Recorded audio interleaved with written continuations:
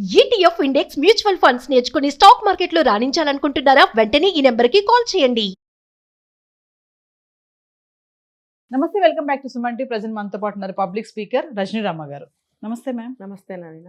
Madam, మనం చాలా సంఘటనలు చూస్తూ ఉన్నాము, ఘోరాతి ఘోరమైన సంఘటనలు. అయితే అందులో బాగా చదువుకున్న వాళ్ళు, మంచి ఉద్యోగం చేస్తున్న వాళ్ళు కూడా, అంటే అది పిచ్చితనం అనుకోవాలా, ధైర్యం లేకపోవడం అనుకోవాలా, స్ట్రాంగ్గా ఉండటం లేదా అంటే రీసెంట్గా ఒక టీచరు సూసైడ్ చేసుకోవడం చూసాం.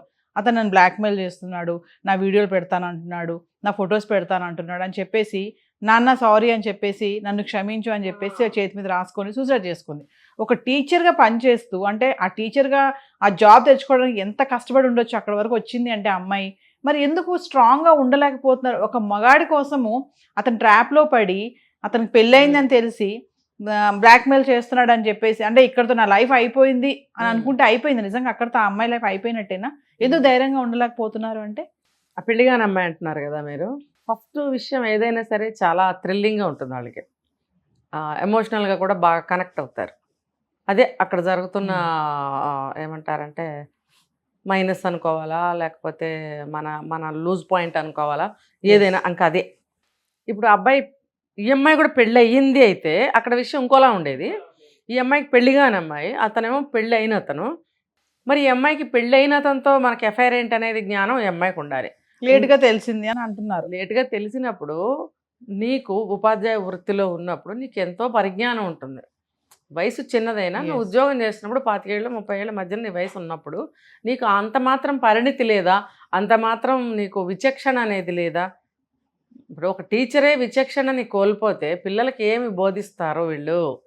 పిల్లలకి ఒక మంచి చెడ్డ విడదీసి చెప్పడమే అదే విచక్షణ. అది నీకు లేనప్పుడు పిల్లలకి ఎట్లా నువ్వు బోధిస్తావు పాఠాలు? అంటే నాకు ఇన్సిడెంట్ జరిగినప్పుడు నాకు ఒక ఆలోచన వచ్చింది మేడం. అంటే ఆవిడ టీచర్గా చేస్తున్నారు, సరే ఆవిడైతే లేరు అనుకోండి, ఇప్పుడు మనం అలా మాట్లాడుకోకూడదు, అంటే తప్పే మాట్లాడట్లేదు. ఆవిడ చనిపోయారు కదా, ఆవిడ టీచర్గా చేస్తుంది. ఆవిడ సమాజం పట్ల కానీ అవగాహన ఉండటం లేదా వాళ్ళకి? అక్కడ వరకు వచ్చింది అంటే చదువుకునే కదా వచ్చారు, అక్కడ వరకు జ్ఞానం ఎంతో కొంత ఉంటుంది కదా. మరి ఎందుకు ట్రాప్లో పడిపోయి ఒక బాధ్యత లేకుండా, భయం లేకుండా, ఇది తప్పు, ఇది అనేది ఆలస్యంగా తెలిసింది పెళ్ళి అయింది అని చెప్పేసి అని అంటున్నారు. ఆలస్యంగా తెలియడం ఏంటి అసలు? ఎందుకు ఆ ట్రాప్లో పడ్డాం? అదే ఆలస్యంగా తెలిస్తే నీకు అది అప్పుడు తెలిసినప్పుడు అది తప్పని నువ్వు అనుకున్నప్పుడు కట్ చేసుకో. ఇప్పుడు టీచర్స్ మీరు అన్నారు, టీచర్స్ అయినంత మాత్రాన ఎంతమంది టీచర్స్ ఈ మధ్యకాలంలో ఇలాంటి విషయాల్లో బుక్ అయ్యారు? ఆత్మహత్యలు జరిగాయి, నానా రకాల గొడవలు అయ్యాయి, అవన్నీ మనకు తెలిసినవే.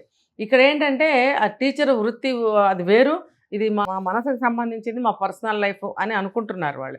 సరే, ఒక మనిషిగా ఒక మానవుడిగా అన్నీ ఉంటాయి, కోరికలు అభిరుచులు ఉంటాయి. ఉన్నప్పుడు మీరు అన్నారు ఒక ఉపాధ్యాయురాలు అయినప్పుడు అసలు ఆ విచక్షణని అది కోల్పోకుండా ఉండాలి వీళ్ళు. ఎంత మీకు అలాంటి కోరికలు ఉన్నా మనం వెళ్తున్నది కరెక్ట్ వేనా కాదు. అలాంటప్పుడు మీరు మీకు ఇష్టమైన వ్యక్తిని, మీకు అనుకూలంగా ఉండే వ్యక్తిని చూసి పెళ్లి చేసుకోండి. మన భారతదేశంలో వివాహ బంధానికి ఎంతో విలువ ఉంది, ఎంతో పవిత్రమైన స్థానం ఉంది. అది ప్రతి పిల్లలకి తెలుసు, ఆ విషయం తెలుసు కదా. ఈ పిల్లల్ని కదపండి పెళ్లి గురించి, వాళ్ళ వాళ్ళ డెరివేషన్స్ చెప్తారు వాళ్ళు. పిల్లలని మరీ చిన్నవాళ్ళు కాదు, ఒక మోస్తారు పిల్లలు, ఇంకా కొంచెం పెద్ద పిల్లలకి తెలీదా? తెలిసినప్పుడు అటువంటి విషయాన్ని ఎందుకు కలుషితం చేస్తున్నారు? అతనికి పెళ్ళయిందని తెలిసినప్పుడు నువ్వు ఎంటర్ అయినప్పుడు అతని వివాహ జీవితం కూడా నాశనమే అవుతుంది. అక్కడ కూడా గొడవలు అవుతాయి. వీలైతే నీ వ్యామోహంలో కూడా అక్కడ అతను డివోర్స్ కూడా ఇవ్వచ్చు అమ్మాయికి. తర్వాత నీ మీద మోజు తీరిపోయాక నీకు కూడా డివోర్స్ ఇవ్వచ్చు ఒకవేళ పెళ్లి చేసుకుంటే, నేను రెండో పెళ్ళి. ఇవి ఎందుకు? ఆ మాత్రం ఆలోచించేంత స్పృహ, జ్ఞానము, తెలివి ఉండవా? ఆడపిల్లే కదా మేడం, ఎంత సమాజంలో ముందుకు వెళ్ళిపోతున్నా, దూసుకుని వెళ్ళిపోతున్నా, కంపేర్ చేస్తే ఆడపిల్ల అంటారు, జాగ్రత్తగా ఉండాలమ్మా అంటారు. ఏదో సామెత చెప్తారు కదా మేడం, అట్లాగా. మరి ఇప్పుడు బ్లాక్మెయిల్ చేశారు నన్ను అంటే, నువ్వు ఎంత డీప్ గా వెళ్ళిపోయావు అతనితో అంటే? బ్లాక్మెయిల్ ఎవరు చేశారు? ఎందుకు చేస్తారు? బ్లాక్మెయిల్ చేస్తున్నప్పుడైనా నీకు అర్థం అవ్వాలి. ఇప్పుడు చిన్న మాటకి ఊరికి ఎన్ని అర్థాలు తీస్తారే, ఈ అర్థం కాలేదా మరి? ఇప్పుడు తల్లిదండ్రులు అసలు అమ్మాయి అయినా అబ్బాయి అయినా సరే ఎంత నమ్మకాన్ని, ఎంత వాళ్ళ పిల్లల భవిష్యత్తు బాగుండాలని ఎన్ని ఆశలు కలలు కంటారు వాళ్ళు. వాళ్ళ ఎఫర్ట్స్ అన్నీ మీ మీదే పెడతారుగా. మీరు ఒక స్థాయికి వచ్చే వరకు అప్పులే చేస్తారా, చిన్నప్పటి నుంచి దాచే పెడతారా, వాళ్ళకున్నవన్నీ కరిగిస్తారా, వాళ్ళ స్థాయిని బట్టి. ఇదంతా మీకోసమే చేస్తారుగా, మీకు పునాది వేయటం కోసమే చేస్తారుగా. మీ పునాదులు వాళ్ళ ఏమంటారు ఒక చెమటని రక్తాన్ని చిందించి మీకు పునాదులు వేస్తుంటే మీరేమో ఇలాంటి పనులు చేసి ఆనక సారీ నాన్న అని చేతి మీద రాసుకుంటే నాన్న ఈ సారీ చెప్తే ఆయన నిన్ను ఏం చేయమంటావు ఆయన్ని? తల్లి లేదు, నువ్వు జాగ్రత్తగా ఉండు అంటే పాపం ఎలాగా తండ్రిని వదిలేసి వెళ్ళిపోయిందిగా మరి. అదే ఇప్పుడు ఎలా ఉంటాడు ఇంకా ఆయన జాగ్రత్తగా? నిన్ను నమ్ముకున్నాడు, ఒకటే సంతానం, భార్య లేదనుకో, మరి నీ మీదే నమ్మకం పెట్టుకుని నీ మీదే ఆశలు పెట్టుకుని ఉండుంటాడు కదా. నువ్వు ఏదో పని చేసి వెళ్ళిపోతే జాగ్రత్తగా ఉండునా అన్నంటే ఎలా ఉంటాడు ఆయన? అన్ని కోల్పోయిన వ్యక్తి ఎలా ఉంటాడు? ఇది మిగతా అమ్మాయిలందరికీ అబ్బాయిలైనా సరే ఇది పాఠం కావాలి. నీ ఇష్టం వచ్చినట్టు నీ ఇష్ట ప్రకారం పోయి నీ ఇష్టం వచ్చినట్టుండి తప్పులు చేసేసి ఆనక అవన్నీ తప్పులని తెలిసిన తర్వాత చచ్చిపోవడమేనా నీకు దొరికిన మార్గము? నాన్న జాగ్రత్తగా ఉండు అని రాసేటప్పుడు ఆలోచించలేదా? నాన్న నేను ఒక్కదాన్నే కదా ఉన్నాను, నేను కూడా లేకపోతే నాకన్నా పెద్ద ఆయన రేపు ముందు ఇంకా పెద్ద ఆయన అవుతాడు, ఆయన ఎవరు చూస్తారు? నేనే చూడాలి కదా, నేను వెళ్ళిపోతే ఆయన ఎవరు చూస్తారు? కాబట్టి ఆయన కోసం నేను బ్రతకాలి. ఈ రిలేషన్ ఏదైతే ఉందో దాన్ని కట్ చేసుకోవాలి. బ్లాక్మెయిల్ చేస్తే తెలియజేయాలి పెద్దలకి, పోలీస్ స్టేషన్లో కంప్లైంట్ ఇవ్వాలి. నీ ఏజ్ నీకు ఇవన్నీ తెలియజేయలేదా?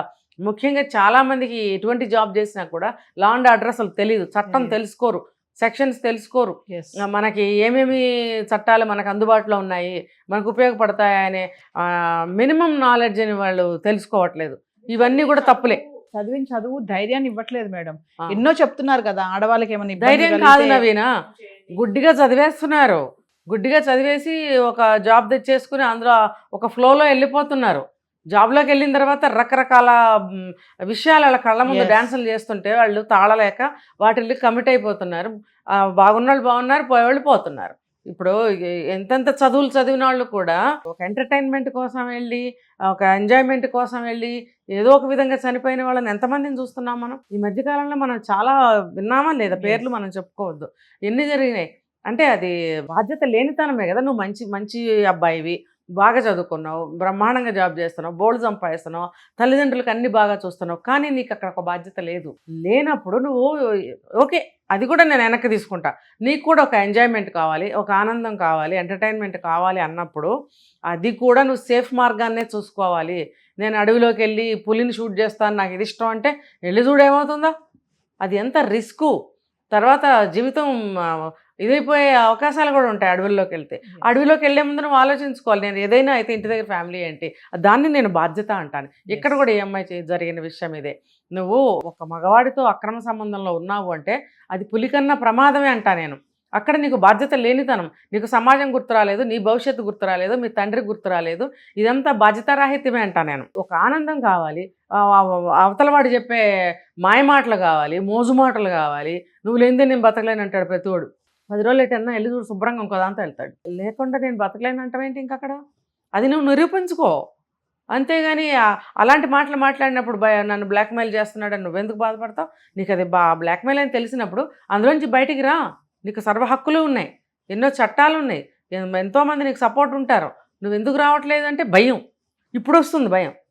అమ్మో ఏమని అనుకుంటారేమో, ఇది ఉంది చూసారు, ఈ అమ్మో ఏమని అనుకుంటారు అనేది దేశంలో పట్టి పీడిస్తున్న ఒక భూతం, దెయ్యం, ఇంకేమన్నా అనాలన్నమాట.